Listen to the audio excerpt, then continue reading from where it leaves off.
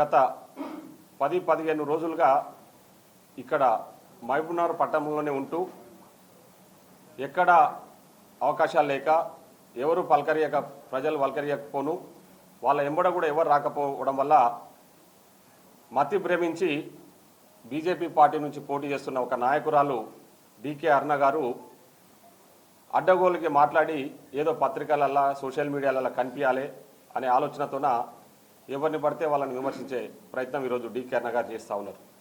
మేము అబ్జర్వ్ చేస్తూ ఉన్నాం.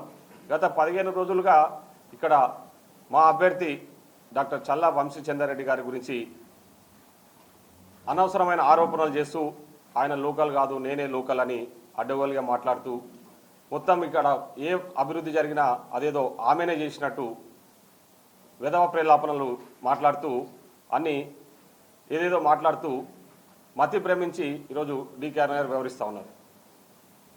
అయినా కూడా మేము సంయమనంతో మేము ప్రజలకు ఏం చేయాలి, ప్రజలకు ఏ విధంగా మంచి చేయాలన్న ఆలోచనతో మేము ముందుకెళ్తా ఉన్నాం. కానీ నిన్న ఒక ప్రెస్ మీట్ పెట్టేసి ఇంకా మేము ఇక్కడ ఉన్న వాళ్ళని మాట్లాడితే కూడా ఎవరు ప్రజలు పట్టించుకుంటలేరు, అట్లీస్ట్ ముఖ్యమంత్రి గారి గురించి అనేదాన్ని మాట్లాడితే ప్రజలు ఏదన్నా ఆలోచన చేస్తారేమని చెప్పేసి నిన్న ప్రెస్ మీట్లో ముఖ్యమంత్రి గారి మీద కొన్ని వ్యక్తిగత దూషణలు చేస్తూ ముఖ్యమంత్రి గారిని విమర్శించడం అనేది ఏమాత్రం సమంజసం కాదు. నీ స్థాయి అది కాదు. నీ స్థాయికి మించి నువ్వు ముఖ్యమంత్రి, మా ముఖ్యమంత్రి గారి గురించి ఈరోజు ప్రజలందరూ మెచ్చిన ముఖ్యమంత్రి, ప్రజాపాలన అందిస్తున్న ముఖ్యమంత్రి గౌరవనీయులు రేవంత్ రెడ్డి గారి గురించి నువ్వు నిన్న మాట్లాడిన మాటలను మేము ఈరోజు తీవ్రంగా ఖండిస్తూ ఉన్నాం. నువ్వు మా ముఖ్యమంత్రి గారి గురించి ఆయన తెలివి గురించి మాట్లాడుతూ ఉన్నావు. నీకు తెలివి ఎక్కడుంది అసలు? నీకు తెలివి ఉంటే ఇట్లాంటి పిచ్చి రాజకీయాలు చేయవు అసలు. ఎందుకంటే నీ రాజకీయాలన్నీ కూడా నీ అవసరం కోసము, నీ భర్త అవసరాల కోసం, మీ కుటుంబ అవసరాల కోసమే నువ్వు రాజకీయాల్లో ఉన్నావు.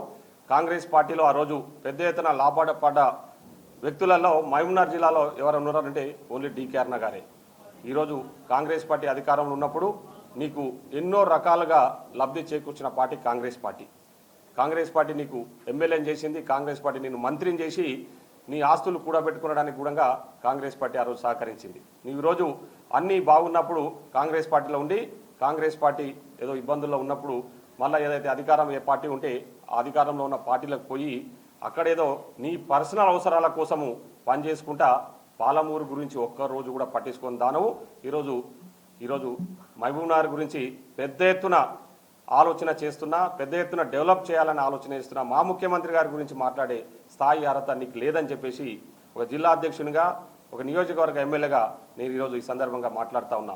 నువ్వు పాలమూరుకు ఏదో ప్రాజెక్టులు తెచ్చినా, పాలమూరుకు రోడ్లు వేసినా, పాలమూరుకు బియ్యం తెచ్చినా అని చెప్పేసి నువ్వు మాట్లాడినంత మాత్రాన్ని ఈరోజు ప్రజలు నమ్మే పరిస్థితులలో లేరు. నువ్వు పాలమూరుకు చేసింది శూన్యం. నువ్వు మంత్రిగా ఉన్నప్పుడు కూడా నేను అడుగుతా ఉన్నా, ఈ రాష్ట్రంలో కాంగ్రెస్ పార్టీ అధికారంలో నువ్వు మంత్రిగా ఉండి పాలమూరుకు చేసింది ఏంటి అని చెప్పి ఈ సందర్భంగా మీకు తెలియజేస్తా ఉన్నా. నీవు ఈరోజు కూడా బీజేపీ వాళ్ళు ఎవరు కూడా నీకు సపోర్ట్ చేసే పరిస్థితుల్లో లేరు. నీ వ్యవహార శైలి కూడా అందరికీ తెలిసి ఎక్కడ పోయినా గ్రూపులు కడతామని చెప్పేసి బీజేపీ వాళ్ళే బయట పెద్ద ఎత్తున మాట్లాడుకుంటున్నారు. ఆ బీజేపీ పార్టీలో ఉన్న వాళ్ళు కూడా నీ వెనక లేరన్నది వాస్తవం. మహబూబ్నగర్లో మీకు తెలుసు డీకే అరుణ గారు ఉన్నప్పుడు గ్రూపులు కట్టి జనాల మధ్యలో మా పార్టీలో ఉన్న నాయకుల మధ్యనే చిచ్చు పెట్టిన లీడరు నీవు. ఈరోజు కాంగ్రెస్ పార్టీ పచ్చగా అందరం కలిసి ప్రజల కోసం పనిచేస్తూ ఉంటే అది చూసి ఓర్వలేక కాంగ్రెస్ పార్టీని, మా ముఖ్యమంత్రి గారిని విమర్శిస్తూ ఉన్నావు. ఈరోజు మా 6 గ్యారెంటీల గురించి నువ్వు మాట్లాడే స్థాయి ఎక్కడిది నీకు?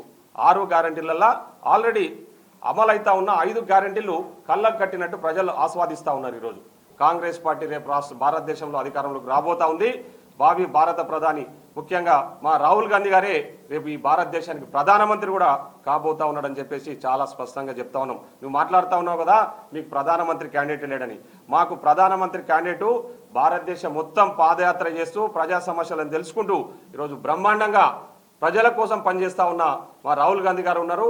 ఆయన్నే రేపు మా కాబోయే ప్రధానమంత్రి అని చెప్పి మేమే కాదు యావత్ దేశ ప్రజలు కూడా ఈరోజు భావిస్తూ ఉన్నారు.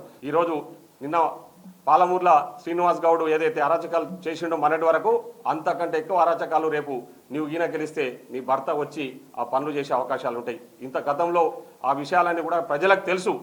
ఇక్కడ 7 లిక్కర్ స్టోర్లున్నా అవన్నీ కూడా మీ భర్తనే మీ అండదండలతో గతంలో నీ అధికారంలో ఉన్నప్పుడు, నీవు అధికారాన్ని అనుభవిస్తున్నప్పుడు నీ అండదండలతో చేసిన అరాచకాలన్నీ కూడా ఇక్కడ ఉన్న ప్రజలకు తెలుసు. మళ్ళీ రేపు నీవు ఎంపీగా ఏదైనా అవకాశం వచ్చి అయితే మీరు చేసే పనులని కూడా ఇట్లకెళ్ళి కాంట్రాక్టర్లు ఏమని బతకనియరు, రోడ్లు వేసే కాంట్రాక్టర్లను బతకనియరు, ఇట్లకెళ్ళి లిక్కర్ స్టోర్లు కూడా ఎవరైనా పెట్టుకుంటే వాళ్ళని కూడా బతకనియరు. ఖచ్చితంగా భారీ మెజార్టీతో నిజాయితీగా గెలుస్తున్నామని చెప్పి కూడా ఈ సందర్భంగా తెలియజేస్తాను. కాబట్టి ప్రజలందరూ కూడా నేను ఒకటే విజ్ఞప్తి చేస్తా ఉన్నా, బీజేపీ బీఆర్ఎస్ పార్టీల గురించి మీరు ఎవరు కూడా ఆలోచన చేయకండి. ఎందుకంటే అధికారంలో ఉన్నది మనము, ప్రజల కోసం పనిచేస్తున్నది మేము, ప్రజల కోసం అభివృద్ధి చేయాల్సిన వాళ్ళం కూడా మేమే ఉన్నాం. కాబట్టి మేము చేయాలనే ఆలోచనతోనే, ఒక తలంతోనే మేము ముందుకు వెళ్తా ఉన్నాం. కాబట్టి మీరందరూ కూడా రేపు వంశీచంద్రారెడ్డి గెలుపులో భాగస్తులు కావాలని చెప్పి కూడా మిమ్మల్ని అందరికీ కూడా విజ్ఞప్తి చేస్తూ